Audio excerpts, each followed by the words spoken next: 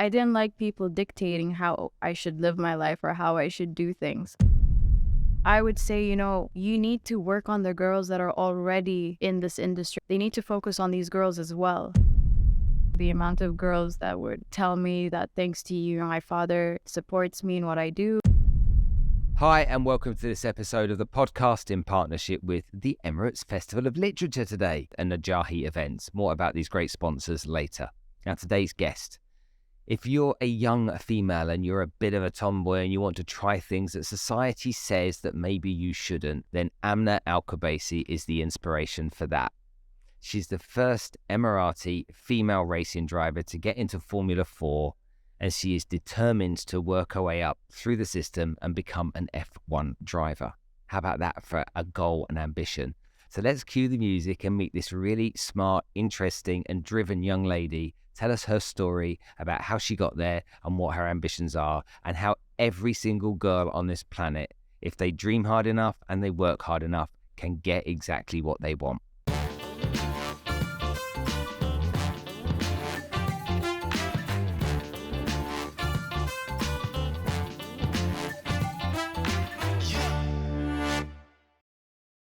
Thank you to Najahi Events, who have been sponsoring us now on the podcast for over a year.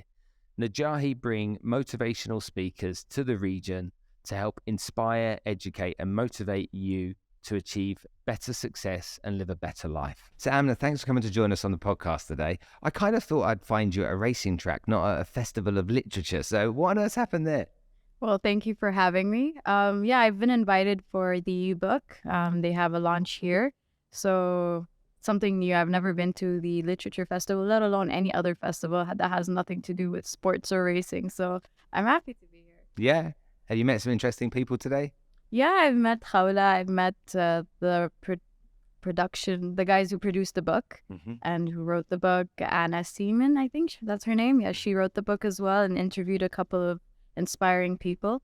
So yeah, they're very interesting and very nice to talk to. Let's talk about that word inspiring then for a minute, because you seem to be inspiring a generation with what you're doing. Do you feel that you're doing that, or do you think that's just a byproduct of your drive and determination? Yeah, for me, I didn't really see I was inspiring anyone. I was just doing something that I loved. I just followed my father's footsteps. But then I realized, the amount of girls that would tell me that thanks to you, my father supports me in what I do. And my father, lets me do some stuff like male-dominated industries, for example, mechanical engineering or even sports. So then it clicked me and I was like, oh, I didn't know I was actually making a difference. I thought I was just doing what I loved. Right, let's tell everybody what you do then, because not everyone's going to know you from the English-speaking world. So give us your 1 minute elevator pitch of what you do. So I'm the first female Emirati to compete in Formula 4 and karting and Formula 3. The first. How long have you been doing it for? 10 years. You've been doing it 10 years? Yes, 10 okay. years. So that's quite an achievement. Okay. But it's disappointing that you are the first. I kind of feel that there should have been more. It should have happened much before. Yes. And sad that it didn't. Would you agree? Yeah, I agree. I mean, it wasn't very well known in the UAE. I mean, we have karting tracks. When I first started, I had no idea there were karting tracks, as well as, we have the best F1 circuit in Yas Marina. So it's kind of shocking that we don't have a driver from the UAE representing the UAE or even an F1 UAE team. And I think they have great potential to have that. Let's talk about motor racing before we talk about you being a female in this sport. I would argue probably that you must have been a bit of a tomboy when you were younger. I loved wearing sweatpants, jackets, oversized clothes. Yeah, I was very tomboyish. Yeah, always in sneakers rather than heels. Yes, sneakers. I mean, makeup sometimes here and there, but I was in love with Jordans. Yeah. I begged my dad, I was like, I want Jordans. He's like, you have 1 million. I was like, no, I need more. I collect. And do you remember the first time you got in a car? The first time, it wasn't a car. It was actually a quad bike. Okay. I was 3 years old, and we were in the desert. And you were riding it? Yep. There's the little ones for kids. Yeah. And I remember it was the rented ones. And usually, they let the kids stay in a specific area. and I didn't listen. I was like going far away. I wanted to go up the sand dunes like where the other guys were going. And I remember them getting upset and chasing me, and my dad was like really proud of me. So that's when it all started, yeah. And when you went karting for the first time, was that the first kind of like indoctrination into some form of racing? Yeah, Out on a track? the first time it was actually a rental track, so it was a rental cart as well. So it was not the best experience. I got scared because like I got pushed out, so I was really scared to hop onto a cart again. But then, I forget easily. I forget what happened to me. So a few months later, I jumped back into the cart and I just wanted to go fast and I would follow my dad. So yeah, I have this thing like when I get into incidents or problems, I forget easily what happened. And so that was down in Abu Dhabi? Yes. So the kart track down there, the one at Yas? No, not the one at Yas. It was Al Sun, actually. Oh, okay. No, Yeah. I go wakeboarding there. So Oh, that's I know cool. exactly where you mean. Yeah. Okay. So you were going down to Al San. Yes. You went down a couple of times. You kind of liked it, or was it an instant once you got over the fear of the first experience? Was it just like, I like this, I need to do this?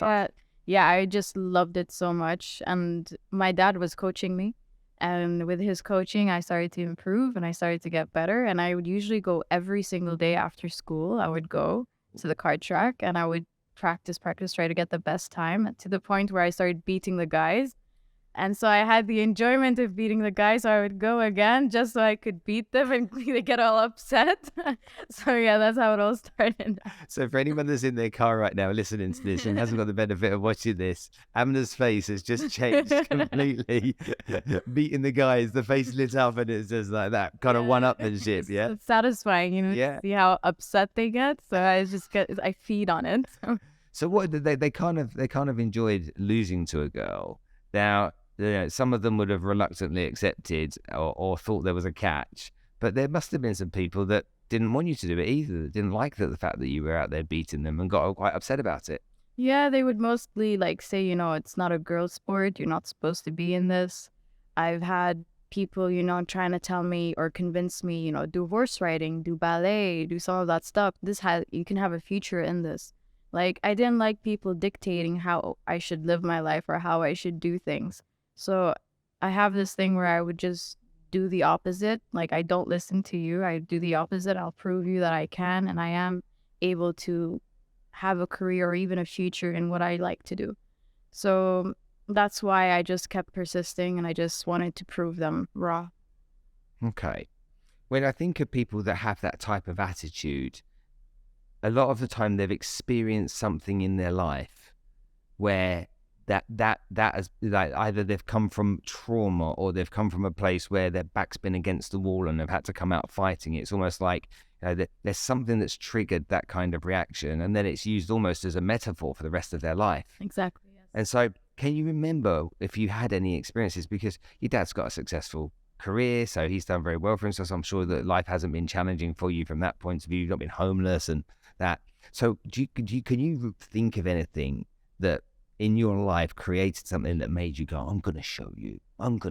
Yeah, I mean, my first season in karting, I've had actually a really bad experience in my first season. It was here in the UAE. And because the whole grid, there were boys and they were all European. So we had not a single local person. I was the only girl and Arabic person there. So it was very hard to fit in.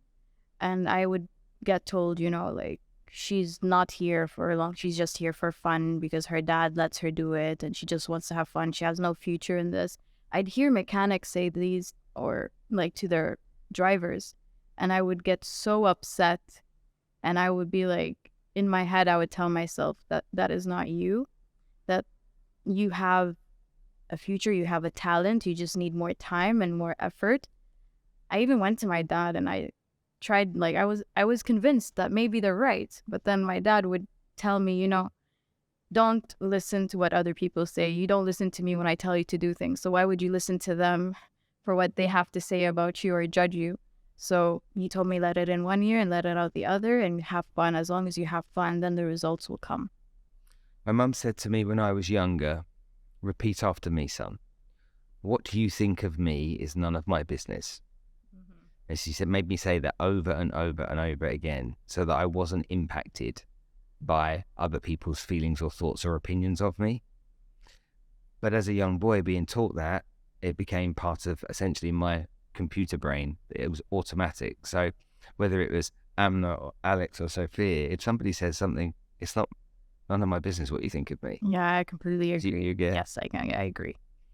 When you've had to fight, haven't you? Oh yeah, big time in the sport that was male dominated. I didn't realize why it was called male dominated till I started to progress.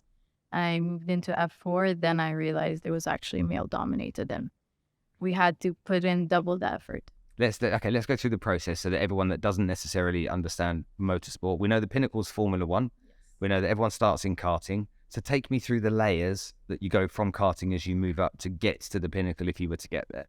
So there's karting. So we have like categories depending on your age. So there is a bambino, which is like 7-year-olds. Then we have mini, micro. Then we have juniors, 13, 16. Then seniors, 16 and above.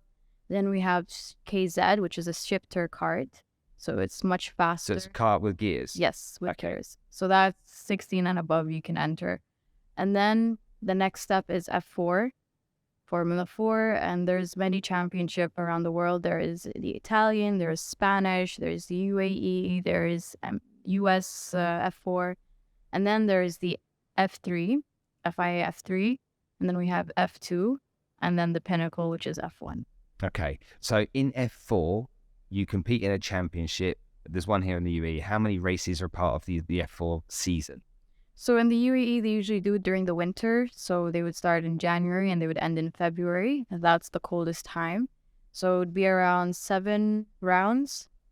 So they did it in Yas in Dubai. And just this year, they involved Kuwait. So they tried to make it the Middle East Championship. And hopefully next year, they'll involve Bahrain as well. So it's 7 rounds between January to February before the European season, which starts mid-March, April. Okay. And so you race January to February here, and then you go and race in another... In Europe. Yes. And how long does that season last? So I think it depends on the championship. There are 9 to 13 rounds in different championships, and it starts from March or April, and then it goes all the way to October. So how many drivers are in F4 currently, would you guess? There would be... I think a lot. There would be more than 150 drivers globally. 150 drivers globally. Let's say there's that. How many of them are women? I would say it would be around 4 or 5. 4 or 5 out of all of them that are women. Okay. And how many people are competing in F4 in the Middle East that are women? Those 5 that were also competing in Europe. There. So they come here and compete, and they compete in Europe as well. Yes. Did you create some form of bond and sisterhood with these girls, or are they like even bigger competitors? I'm going to get you even more, you know? Tell me what it's like. So there are a few girls that are very nice, very down to earth. Mm-hmm. And then there are other girls that are very, you know, like catty in a way. So like, because some girls, they see themselves as being the only girl and they want to keep it that way. And some girls would like to have more girls involved. So it really depends on the driver and how they are. Sometimes, you know, there is this and there's that. Depends on the personality of them. So, yeah. Okay. Now, when we look at progressing from F4 to F3, what does somebody have to do to get into the next category? So, I mean, a driver can skip F4 if they'd like to. I mean, it's basically not recommended, but some drivers do it. So F4, basically you get more experience, you get more track time, you can learn the tracks beforehand, you train physically before you enter F3, you get points as well, and when people move up to F3, usually that's when it's like super tough. So if you don't have really much experience with a car and you jump into F3, it's difficult to adapt, difficult to understand how the car works. In F4, you'd understand the car's slower and there's less downforce. You move to F3, you realize there's more downforce, so you can take more advantage of the car. How good do you have to be to get into F3? Usually, it's not about how good anymore. Now it's more about money. Yeah. Is it? Yeah. That makes me feel sad. Yeah, I agree. It just makes me feel sad because I think that if you want to fight for people to have opportunities, then it should be in some way an equal playing field. Yeah, I completely agree. So a lot of drivers, I mean, I've realized the sport now is for the wealthy and the rich.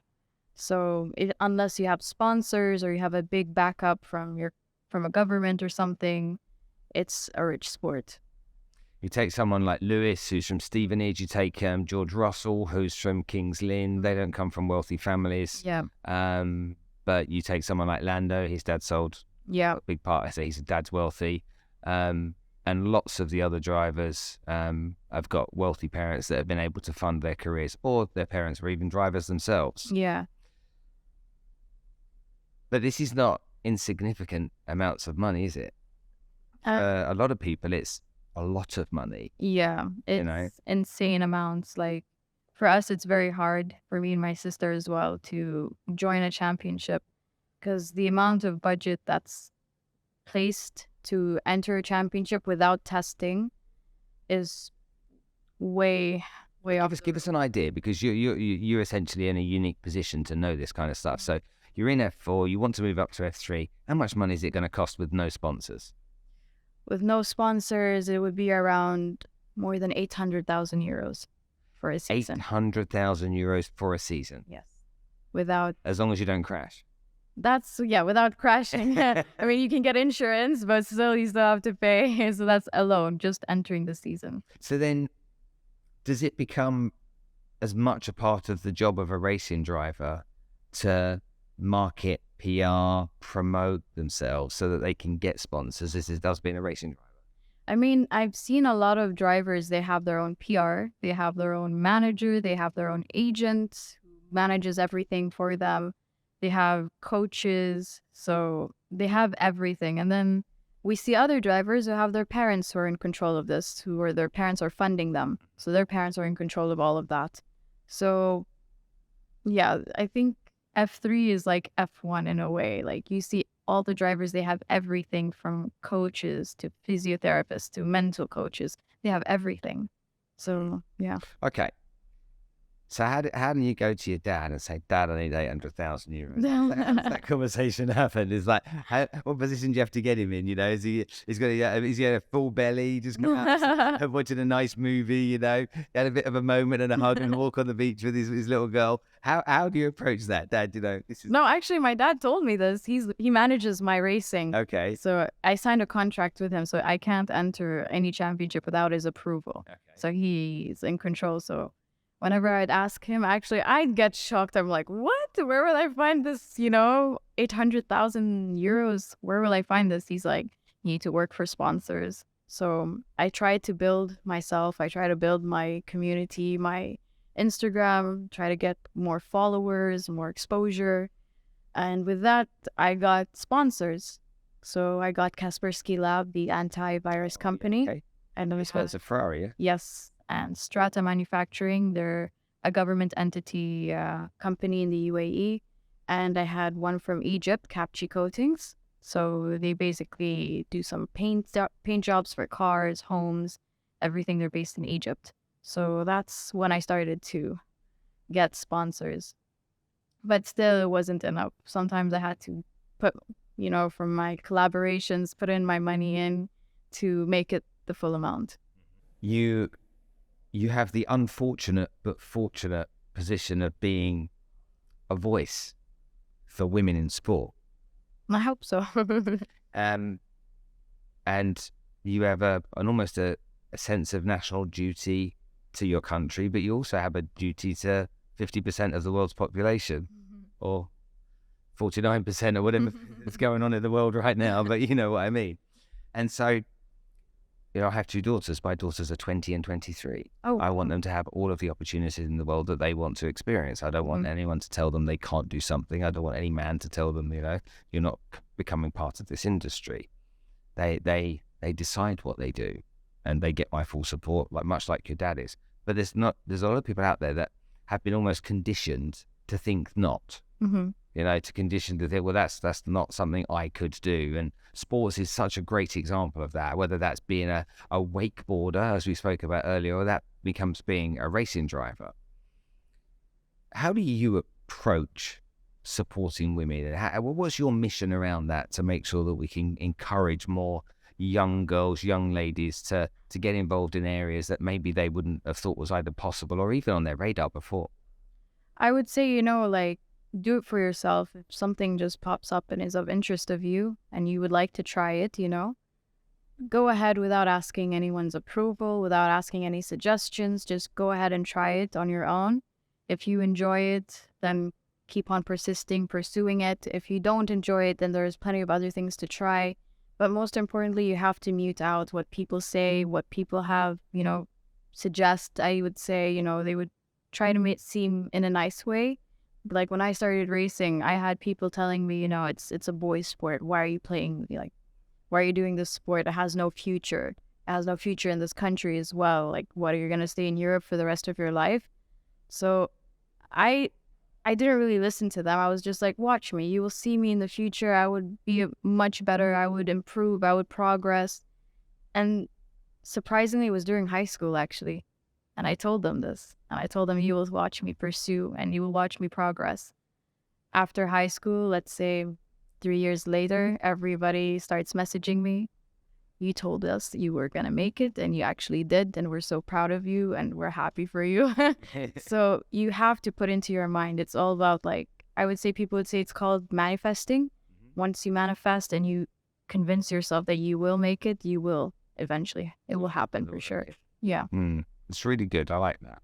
Let's talk about the industry.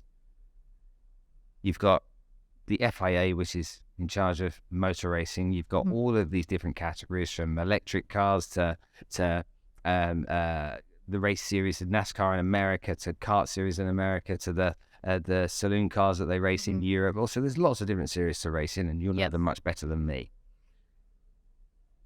We look at football in Europe, and now women and their football leagues are mainstream. Now, of course, they don't have the same amount of supporters that go to female football as it does to men's football, but it's getting there and it's getting better. We can clearly see that.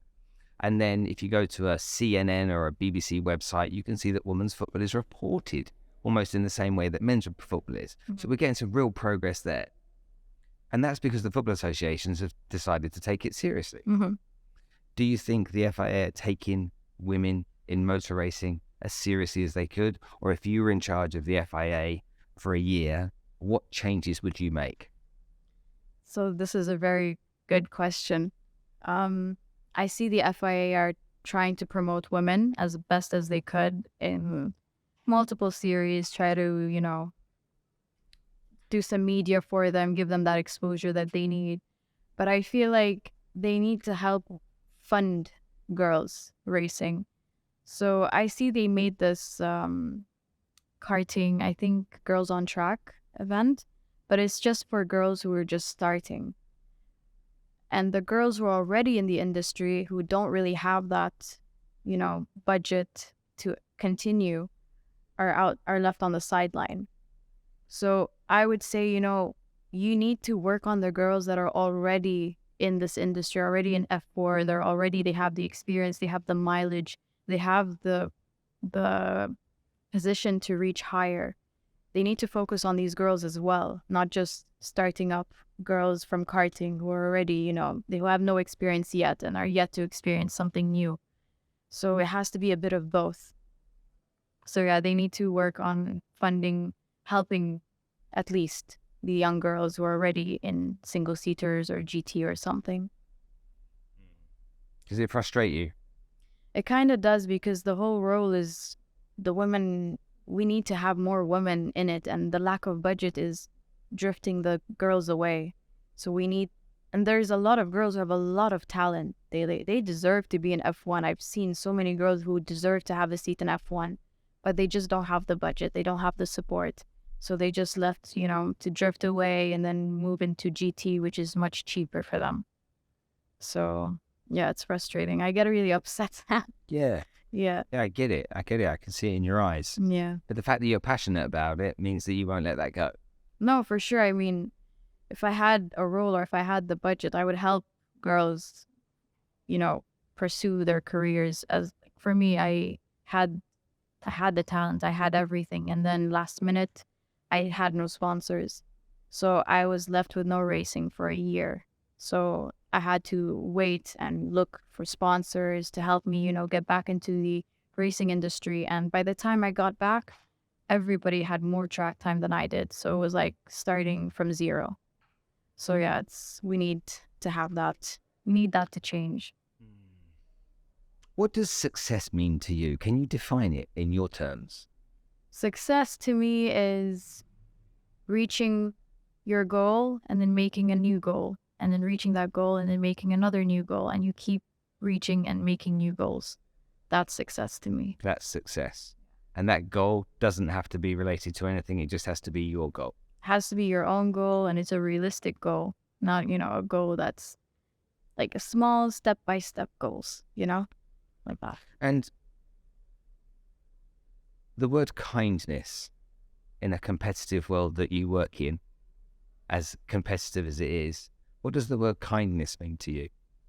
Kindness to me is treating someone the same without looking at where they're from or how they look like or where they come from. So it's just, treating them as your own, from your own family. That's kindness to me. And one message to all of the girls out there right now that are listening to this, a lot of them with their parents, because their mum and dad will say, come and listen to this, that are listening right now. One message to them. My message to them is keep persisting. Do what you want to do. And I know this sounds very, cliche, don't give up, but it's very important that you shouldn't give up and you should keep pursuing, because you will never know where you would have reached if you gave up. So keep pursuing, keep persisting. It's always key. Do you believe you can do anything you set your mind to? 100%. I do. 100%. Okay. Have you enjoyed chatting to me today? Yes, I have. Excellent stuff. Amna, thank you so much for coming to join us on the podcast today. It's been great talking to you. Can I just ask, how old are you? 22. You're 22 years old and you've really got it together. Thank Okay? you. It's really a real pleasure chatting to you today. So thanks for coming to join us. It's been an honor. Thank you.